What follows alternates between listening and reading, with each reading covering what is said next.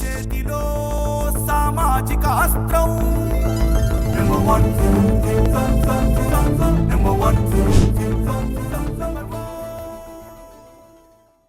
అందరూ ఒకటే. ఇప్పుడు ఉమ్మడి గుంటూరు జిల్లాలో ఆల్రెడీ ఒక రజనీ గారు వైఎస్ఆర్సీపీలో ఉన్నారు.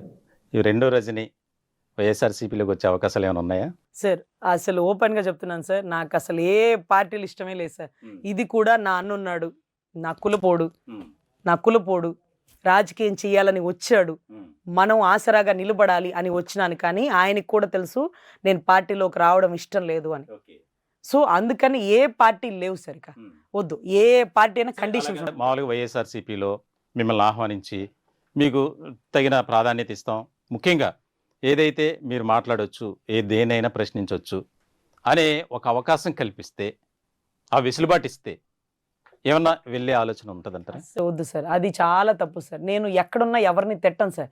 నేను జనసేనలోకి వచ్చేటప్పుడు పవన్ కళ్యాణ్ గారిని అడిగా, చంద్రబాబు గారిని తిట్టేటట్టయితే నేను పార్టీలోకి రాలేను సార్, అమరావతి ఉద్యమంలో ఉన్నాను, ఆయన అంటే కొంచెం గౌరవం ఉండేది నాకు అన్న. ఆయన యాక్సెప్ట్ చేశారు. ఏ పార్టీలోకి వెళ్ళినా పక్క పార్టీ వాడిని తిట్టాలిగా.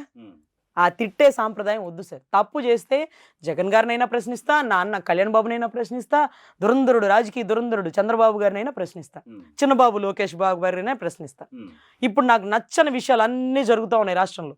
ఇప్పటి వరకు దిగమింగిన ఈ 500 కోట్లు డబ్బులు లేక మెడికల్ కాలేజీని ప్రైవేటీకరణ చేసేసినారు సార్. రోజు నిద్రపోతుంటే నాకు కల వస్తుంది సార్, అది ఎప్పటికప్పుడు నెరవేరుతుందేమో.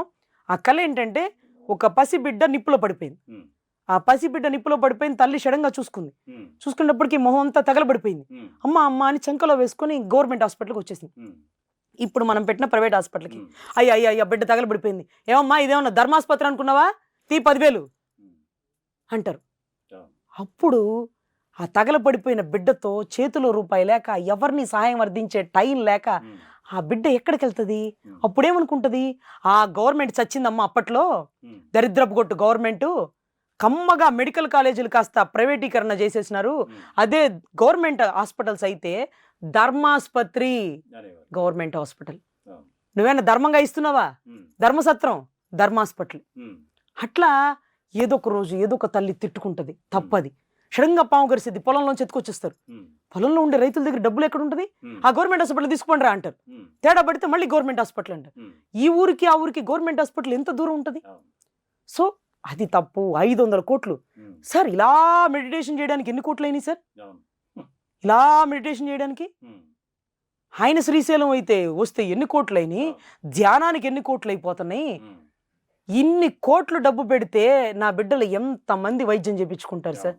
అది తప్పు అని ఎప్పటి నుంచో చెప్పాలని లోపల నుంచి నాలో ఆవేశం వస్తుంది. కూటమి ధర్మం, అమ్మో చంద్రబాబు గారు తీసుకునే మనం మాట్లాడకూడదు. ఓకే సార్, 1750 కోట్లు పెట్టి ఎన్టీ రామారావు గారి విగ్రహం. వాళ్ళు ఏమన్నా డబ్బు లేని వాళ్ళ సార్? పోనీ రంగా గారు, రాధా గారు అంటారా? వాళ్ళకేముంది, మనం అభిమానంతో కట్టుకుంటున్నాం. మీరు కూడా మీ అభిమానులు ఎవరు ఉంటే కట్టుకోండి చందాలేసి. 1750 కోట్లు మా గవర్నమెంట్ డబ్బు పెట్టి మీరు కొడుకులు, కోడళ్ళు, కూతుళ్ళు అందరూ డబ్బున్నోళ్లే. హెరిటేజ్లో డబ్బులు తీయచ్చు, బసవతారకో డబ్బులు ఇచ్చాడు, సినిమా ఇండస్ట్రీలో డబ్బులు తీయచ్చు బాలయ్య బాబు గారు. ఒక్క డబ్బులు తీయకుండా మా డబ్బులతోనే మీరు విగ్రహాలు కడతారా? జగన్ గారు అయినా రాజారెడ్డి గారిది, రాజశేఖర రెడ్డి కట్టారా, అంబేద్కర్ గారిది కట్టారా? అంబేద్కర్ గారిదే కదా.